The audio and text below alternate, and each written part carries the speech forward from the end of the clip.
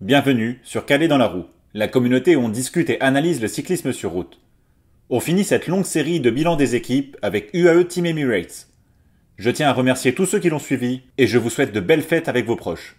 Si UAE était premier de justesse en 2023, ils le sont très largement en 2024, avec plus de points que Soudal et Lidl réunis alors que ces équipes sont 3 et 4 du classement UCI.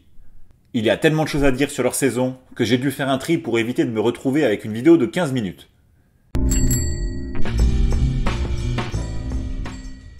Les chiffres sont vraiment délirants.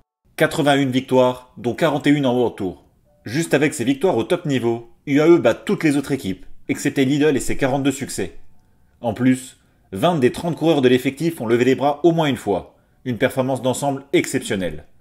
Tadej Pogačar est évidemment le leader sur les monuments auxquels il participe. Et Nils Politt a été recruté à l'intersaison pour les courses pavées. Pogačar finit 3 à Milan-San Remo, son meilleur résultat à ce jour sur la Primavera. Il a cependant conscience que le Poggio n'est pas assez dur pour qu'il puisse s'isoler, et a déclaré que c'est la victoire majeure qui risque de rester une chimère tout au long de sa carrière. Poggi absent sur les pavés, Politt est le chef de file, et le moins que l'on puisse dire, c'est que c'est une réussite, puisqu'il est 3 aux Flandres et 4 sur le vélodrome de Roubaix. À Audenarde, c'est même un incroyable tir groupé collectif, avec Mikel Bjerg 4 et Antonio Morgado 5. Pogačar déroule pour s'adjuger son deuxième Liège-Bastogne-Liège, en partant à 35 km de l'arrivée.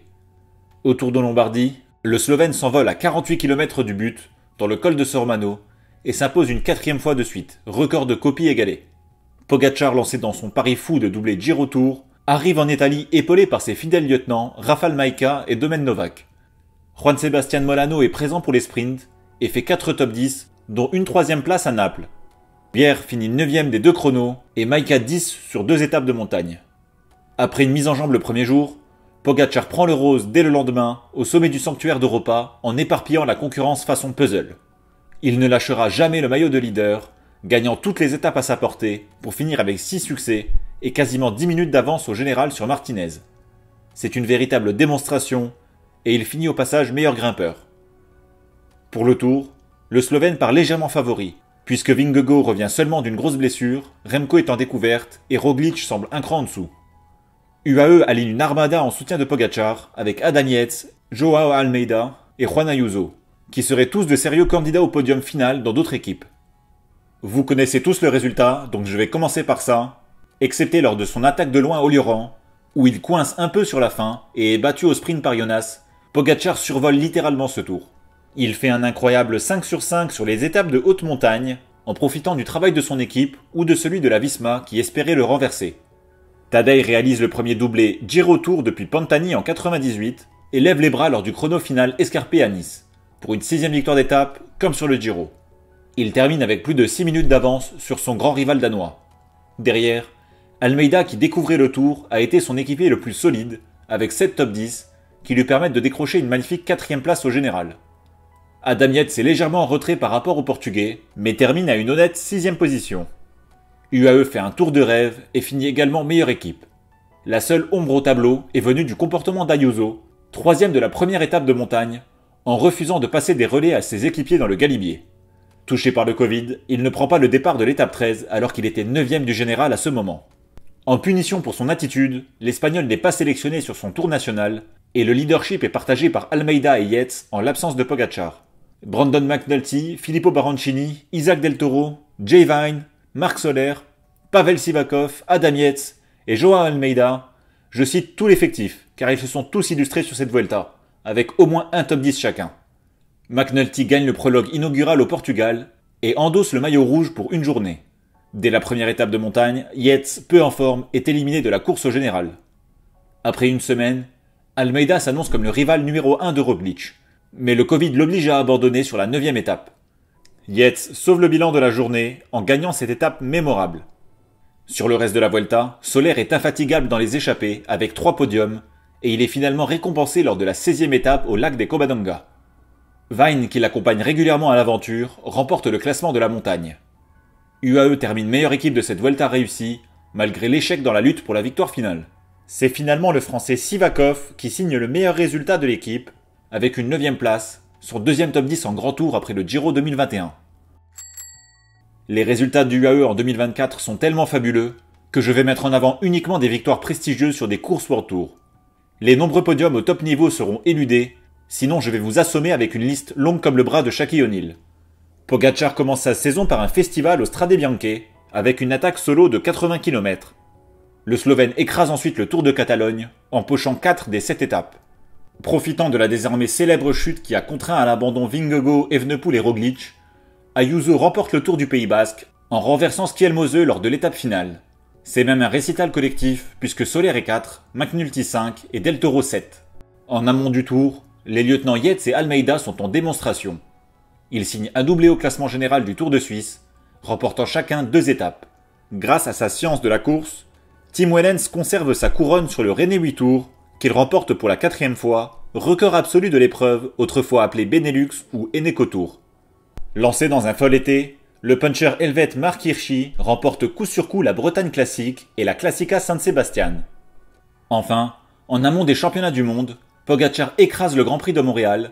Jamais avant lui un coureur n'avait remporté la course en s'extirpant du peloton avant le dernier tour. C'est son 2e succès sur l'avenue du Parc. UAE Team Emirates est de loin la meilleure équipe du World Tour. Et il serait présomptueux de la réduire à son leader slovène, parce que même sans ses points, elle serait largement en tête du classement UCI. Pogačar termine l'année avec 11 690 points, c'est un record absolu, jamais un coureur n'avait dépassé les 10 000 points avec ce barème. Comme si le doublé Giro Tour ne suffisait pas, Pogačar a ajouté un titre mondial d'anthologie, en attaquant à plus de 100 km de l'arrivée. Il complète ainsi la triple couronne, ce que seuls Merckx en 74 et Roche en 87 avaient réussi. En plus, le Slovène y ajoute 2 monuments, avec Liège et la Lombardie. Tout a été dit sur sa saison. Même le grand Merckx classe ses accomplissements au-dessus des siens. Pogačar a empilé 25 succès en 2024, record égalé du sprinter Petaki au XXIe siècle. Il a gagné partout où il s'est aligné en 2024, à l'exception de San Remo 3e et de Québec 7e. Il ne court désormais plus juste pour la victoire, mais pour l'histoire et la trace indélébile qu'il y laissera lorsqu'il raccrochera son vélo. Et ce sera un plaisir de retrouver son panache et son sourire en 2025. Hirschi est 6e mondial, mais connaît un début de saison moyen, excepté sa 2e place à l'Amstel. En revanche, il fait un énorme été, où il ne sent plus les pédales. Il s'impose 5 fois de suite, dont 2 classiques World Tour à Ploué et Saint-Sébastien.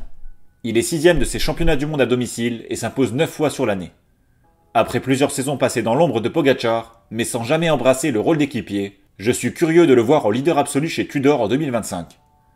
McNulty a connu la saison la plus aboutie de sa carrière, avec le prologue de la Vuelta en point d'orgue. C'est un gros moteur, comme l'illustrent ses 4 victoires en chrono en 2024, ou sa 5e place au JO.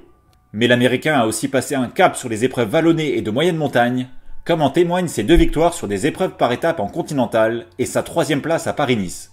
Je ne le vois pas progresser assez en haute montagne pour jouer les classements généraux, mais il a tout pour gagner des étapes sur les 3 grands tours. La saison de Yates a été contrastée, avec des hauts, comme ses succès sur le Tour d'Oman et le Tour de Suisse, et des performances correctes, mais en dessous des attentes sur les grands tours, 6e en France et 12e avec une étape de la Vuelta. À 32 ans, je pense qu'il se plaît dans ce rôle de lieutenant de luxe pour Pogačar, et qu'il va désormais se concentrer sur la chasse aux étapes, plutôt que de s'accrocher pour le général une fois son travail effectué. En plus d'avoir le meilleur coureur du monde et des lieutenants de haut vol, UAE a des jeunes pépites dans ses rangs, et je ne parlerai même pas d'un coureur comme Jan Christen, qui mérite pourtant sa place ici. Vainqueur du Tour de l'Avenir 2023, Del Toro s'impose dès son 2e jour de course chez les pros, sur le Tour Down Under, dont il prend la 3e place au général. Il est excellent en World Tour, finissant 4e de Tirreno et 7e du Tour du Pays Basque, puis remporte le Tour des Asturies avec une étape. Même si sa 2e partie de saison a été un peu moins fructueuse, Del Toro a participé à son premier grand tour à la Vuelta, où il a été régulièrement présent en échappée et solide, avec 2 top 10. C'est un coureur polyvalent, et j'aime que le cyclisme se développe à l'international, donc c'est excitant de voir un jeune de ce talent venir du Mexique, un pays qui a fait émerger peu de coureurs de haut niveau. Pour sa première saison chez les pros, Morgado annonce la couleur, avec une belle 2e place sur le Samin, puis épate avec une 5e position sur son premier monument au Tour des Flandres. Alors qu'il confiait en début de saison ne pas apprécier plus que ça de devoir frotter sur les classiques, il a assurément le moteur pour être un sérieux client sur ses courses à l'avenir. Il remporte en avril le Tour de Romagne et une étape du Tour des Asturies, et devient champion du Portugal du contre-la-montre dans une suite de saisons plus discrète. Le bilan de 2024 est évidemment exceptionnel chez UAE Team Emirates, je leur mets 10 sur 10. Les chiffres parlent d'eux-mêmes, ils ont surclassé la concurrence. Depuis l'émergence de Pogačar en 2019, l'équipe s'est améliorée chaque année, jusqu'à devenir la référence mondiale. La saison du Slovène est historique, dans la discussion pour être la plus grande de l'histoire. C'est le cas à mes yeux, vu sa domination alors que le niveau du peloton n'a jamais été aussi élevé. Il n'y a que l'année 72 de Merckx qui rivalise à mon sens, où le cannibale a remporté le Giro et le Tour, San Remo, Liège et la Lombardie, mais sans les championnats du monde. Ce sera logiquement très compliqué de faire aussi bien l'an prochain, pour Pogačar comme pour son équipe, et je suis curieux de voir comment ils vont gérer les égos et les objectifs des uns et des autres. Est-ce qu'il y a vraiment quelqu'un qui ne mettrait pas 10 sur 10 à UAE cette saison? Je ne pense pas, donc dites-moi plutôt si vous pensez que l'année 2024 de Pogačar est la plus impressionnante de l'histoire. J'ai hâte de vous lire sur ce sujet.